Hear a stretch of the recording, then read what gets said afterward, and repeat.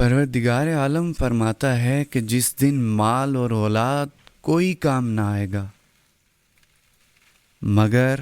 وہی شخص فائدہ میں ہوگا جو اللہ کی بارگاہ میں سالم اور بے عیب دل کے ساتھ حاضر ہوگا۔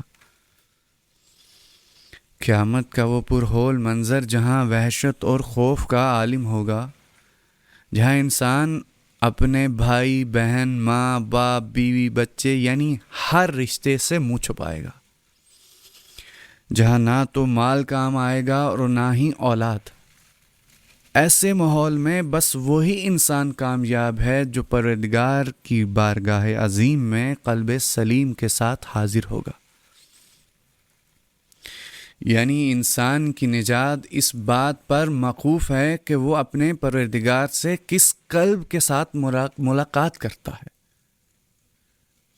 اسلامی تعلیمات میں قلب کے لیے 3 حالتیں بیان کی گئی ہیں: قلب سلیم، قلب مریض اور قلب میت۔ حضرت امام ابو حنیفہ رضی اللہ تعالیٰ عنہ کے استاد غرامی حضرت امام جعفر صادق رضی اللہ تعالیٰ عنہ ارشاد فرماتے ہیں کہ قلب سلیم وہ قلب ہے جو اپنے پروردگار سے ملاقات کرے، جبکہ اس قلب میں پروردگار کے علاوہ کوئی اور نہ ہو۔ یعنی انسان کا قلب وہ قیمتی مکان ہے جس میں رہنے کا حق صرف پروردگار کو ہے، اور جب دل میں خدا کا بسیرا ہوتا ہے تو انسان کا پورا وجود، پورا جسم خدائی ہو جاتا ہے۔ وہ اپنے اعضاء، اپنے ہر جوڑ میں اپنے مالک کی نافرمانی نہیں کرتا، جیسا کہ حضرت علی فرماتے ہیں کہ خوشا بحال ان قلوب سلیم والوں کے لیے جو رہنما کی اطاعت کرتے ہیں